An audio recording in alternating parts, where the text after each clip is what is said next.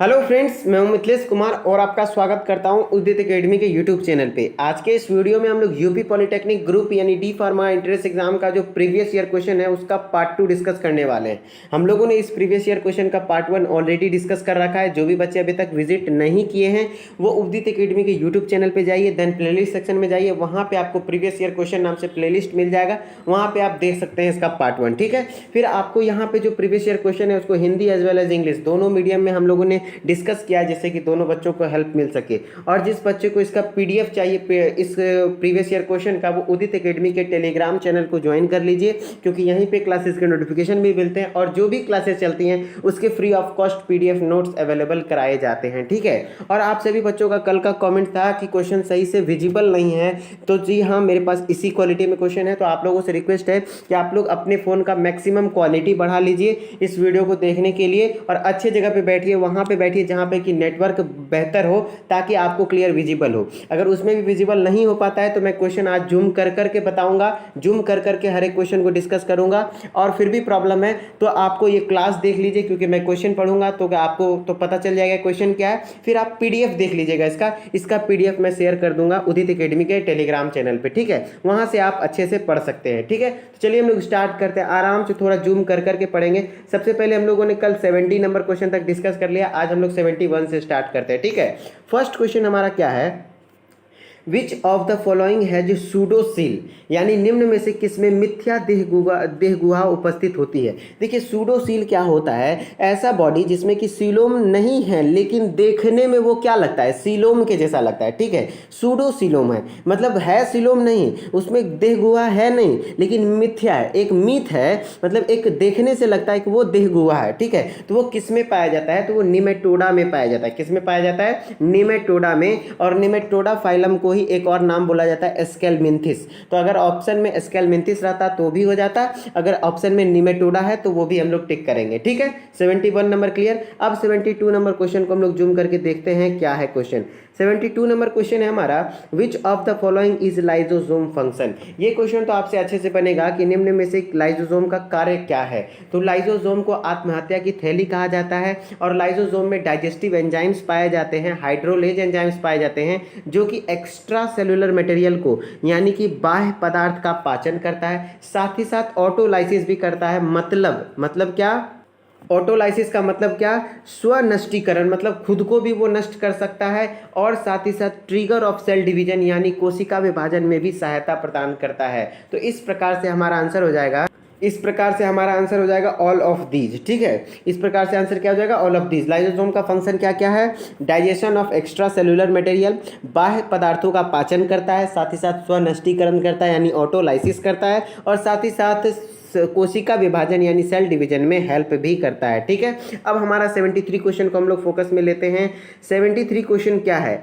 हमारा, 73 क्वेश्चन है pacemaker of the heart, यानी हृदय का स्पंदन केंद्र या गति निर्धारक है। ये सभी बच्चे जानते होंगे, SA नोड को साइनो एरिकुलर नोड को कहा जाता है, और हिंदी में नोड को घुंडी कहा जाता है, तो SA घुंडी हो जाएगा आंसर। ठीक है, चलिए नेक्स्ट क्वेश्चन है हमारा क्या, अब हमारा नेक्स्ट क्वेश्चन है 74 नंबर क्वेश्चन है, हेड और कैपिटुलम। पहले मैं जूम करके आपको दिखा देता हूं। जी हाँ, चलिए, हेड और capitulum inflorescence is found in. पहली बात आपको पता होना चाहिए कि इन्फ्लोरेसेंस क्या होता है। जैसे पौधे में फूल का किस तरीके से सजावट है, किस तरीके से उस पौधे में फूल आया है, उसको हम लोग इन्फ्लोरेसेंस कहते हैं। ठीक है, पुष्प क्रम कहते हैं हिंदी में, किस क्रम में उसमें पुष्प आया है। तो वही कह रहा है कि हेड यानी शीर्ष अथवा मुंडक पुष्प क्रम पाया जाता है। तो ये एस्टेरेसी फैमिली, कौन सा फैमिली, एस्टेरेसी कुल के पादपों में पाया जाता है। और एस्टेरेसी कुल का यहाँ पे कौन सा पादप है, सनफ्लावर। तो सनफ्लावर एक ऐसा प्लांट है जो कि एस्टेरेसी फैमिली से बिलोंग करता है, और एस्टेरेसी फैमिली का जो इन्फ्लोरेसेंस होता है यानी पुष्प क्रम होता है वो क्या होता है, हेड और कैपिटुलम होता है।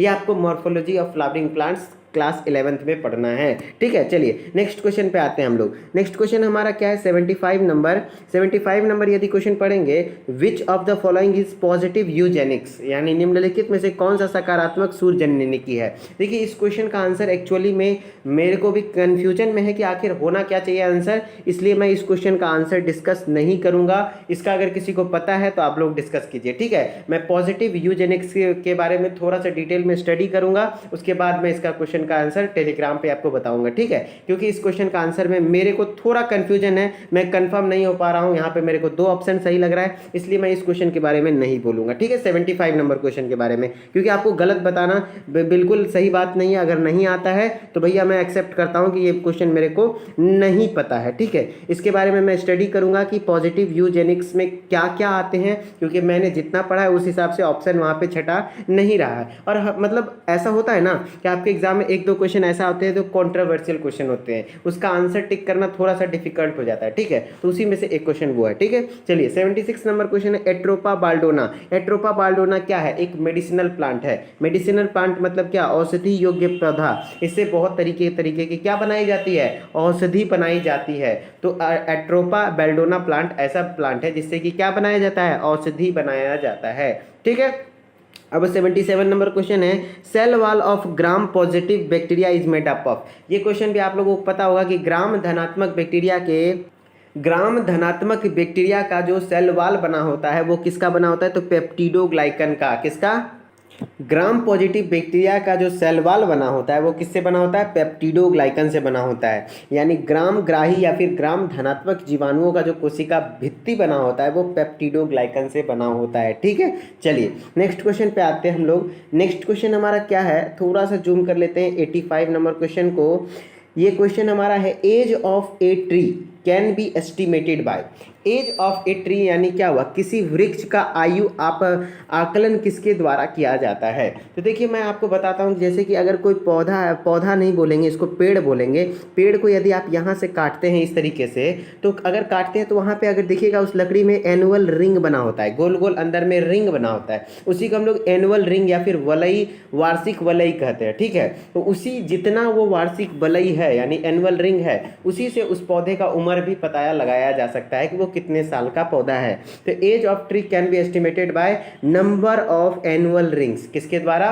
नंबर ऑफ एनुअल रिंग्स के द्वारा, ठीक है। हिंदी में बोले तो वार्षिक वलयों की संख्या से वृक्ष की आयु का आकलन किया जा सकता है, ठीक है। चलिए नेक्स्ट क्वेश्चन क्या है? Currency of energy is. Energy currency हमने पता रखा है कि एनर्जी करेंसी किसे कहते हैं? एटीपी को कहते हैं। किसको कहते हैं? यानी ऊर्जा की मुद्रा एटीपी को कहा जाता है। और एटीपी का फुल फॉर्म क्या होता है? Adenosine triphosphate. क्लियर। चलिए नेक्स्ट क्वेश्चन है another name of spirogyra.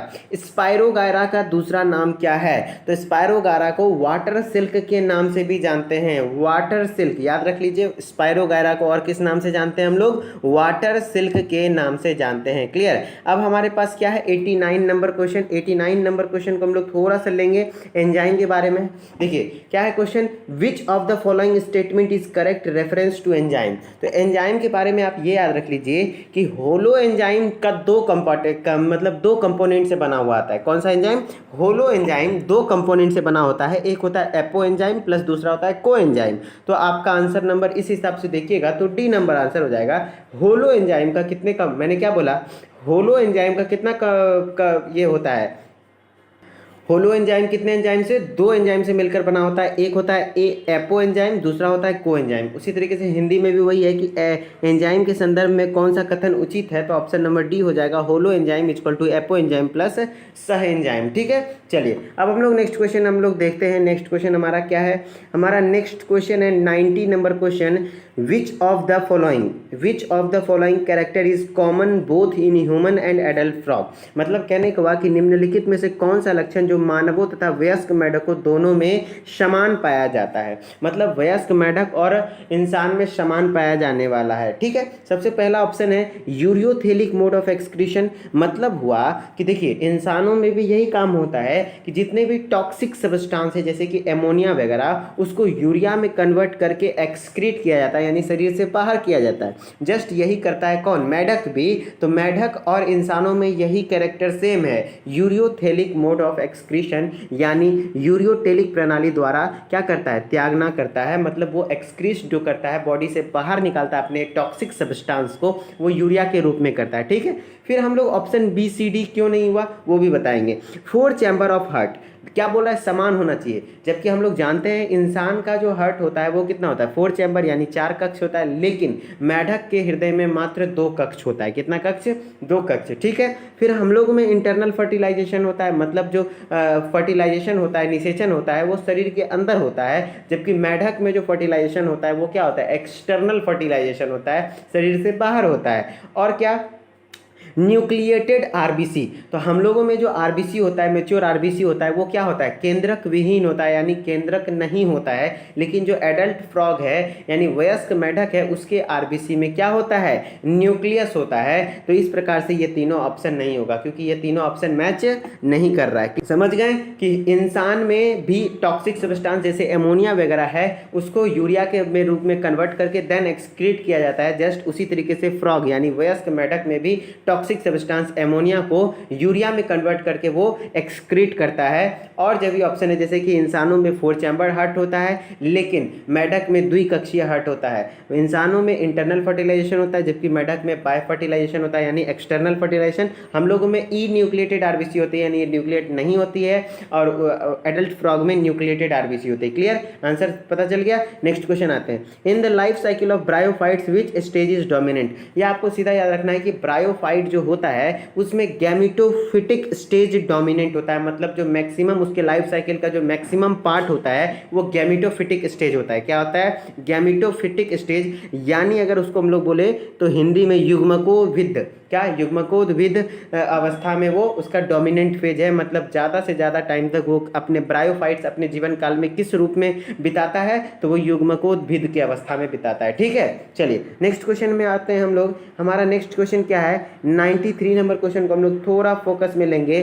Placentation, क्या, placentation present in P plant, मतलब मटर के पौधे में पाया जाने वाला बीजांड न्यारा है। देखिए प्लासेंटेशन क्या होता है कि उसमें जो बीज है मटर का जो आप खाते हैं मटर, तो उसमें जो बीज है वो किस प्रकार से सजाया हुआ है। तो आपने देखा होगा कि जैसे जैसे मटर का है प्लांट, तो मटर का ये है तो उसमें किनारे किनारे पे क्या लगा होता है, उसका सीड लगा होता है। तो इस टाइप के प्लासेंटेशन को हम लोग क्या कहते हैं, मार्जिनल प्लासेंटेशन कहते हैं। इस प्रकार के प्लासेंटेशन को क्या कहते हैं, मार्जिनल प्लासेंटेशन, यानी सीमांत बीजांड न्यारा। ठीक है, क्या कहते हैं, सीमांत बीजांड न्यारा।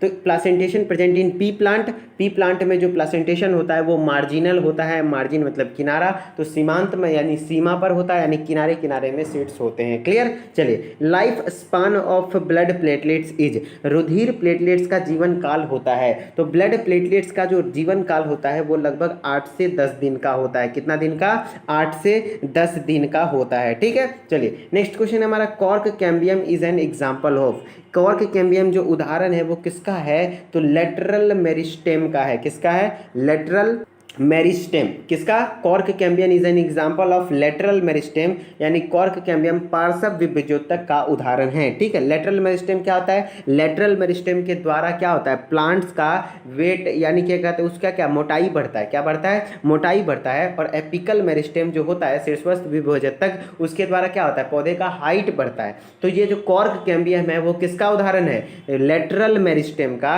जिसके कारण क्या होता है, प्लांट का क्या कहते हैं ये मोटाई बढ़ता है। ओके, चलिए नेक्स्ट क्वेश्चन पे आते हैं हम लोग। हमारा नेक्स्ट क्वेश्चन है स्कोलिडोन, इसको थोड़ा सा जूम कर देंगे। स्कोलिडोन बिलोंग्स टू द क्लास। स्कोलिडोन को किस वर्ग से संबंधित रखती है। देखिए स्कोलिडोन को हम लोग डॉग फिश कहते हैं, और डॉग फिश के बारे में मैंने पढ़ा दिया है। देखिए एक होता है स्कोलिडोन, दूसरा होता है प्रिस्टिस। ये दोनों एग्जाम्पल हमने पढ़ा रखा है, स्कोलिडोन और प्रिस्टिस मॉडल पेपर सीरीज में है। स्कोलिडोन को हम लोग डॉग फिश कहते हैं, प्रिस्टिस को हम लोग सॉ फिश कहते हैं। ये दोनों किस क्लास से बिलोंग करता है, तो कॉन्ड्रिकाइटिस बिलोंग से, किससे, कॉन्ड्रिकाइटिस क्लास से बिलोंग करता है, और हिंदी में भी बोले तो कॉन्ड्रिकाइटिस ही बोला जाता है। ठीक है, आप स्कोलिडोन किस वर्ग से संबंध रखता है, तो कॉन्ड्रिकाइटिस से बिलोंग करता है। ठीक है, चलिए अब हम लोग नेक्स्ट क्वेश्चन पे आते हैं। हमारा नेक्स्ट क्वेश्चन है 98 नंबर क्वेश्चन। ये क्वेश्चन आप लोग बता सकते हैं, vascular cryptogams are. Vascular cryptogams मतलब वेस्कुलर का मतलब संवहन, और संवहन का मतलब हमने बताया संवहन उत्तक कौन कौन सा है, जाइलम है और फ्लोएम है। और प्लांट किंगडम में जो जितने 5 फाइलम है उसमें सबसे पहली बार जो संवहन उत्तक देखने को मिला, क्या संवहन उत्तक देखने को मिला, यानी वेस्कुलर टिश्यू, वो किस में था, टेरिडोफाइट्स में था। और अपुष्पोद्भिद जिसमें कि क्या लगे, पुष्प ना बने और बीज ना बने, क्या नहीं बने, बीज ना बने। जैसे कि हम लोगों ने प्लांट किंगडम को 2 पार्ट्स में बांटा था ना, क्रिप्टोगेम्स और फेनेरोगेम्स। क्रिप्टोगेम्स में कौन कौन था, एल्गी, ब्रायोफाइट एंड टेरिडोफाइट, और ये तीनों में क्या हो, जिसमें कि बीज ना हो और बीज और फूल ना हो। और फेनेरोगेम्स में क्या था कि बीज भी हो और फूल भी हो। तो वो यहाँ पे क्या बोल रहा है कि क्रिप्टोगेम्स और वेस्कुलर, यानी सबसे पहला प्लांट जहाँ पे कि क्या आया हो, वेस्कुलर आया हो, यानी वेस्कुलर टिश्यू यानी जाइलम और फ्लोएम आया हो, वो कौन सा है, टेरिडोफाइट्स है। कौन सा है, टेरिडोफाइट फाइलम है। क्लियर।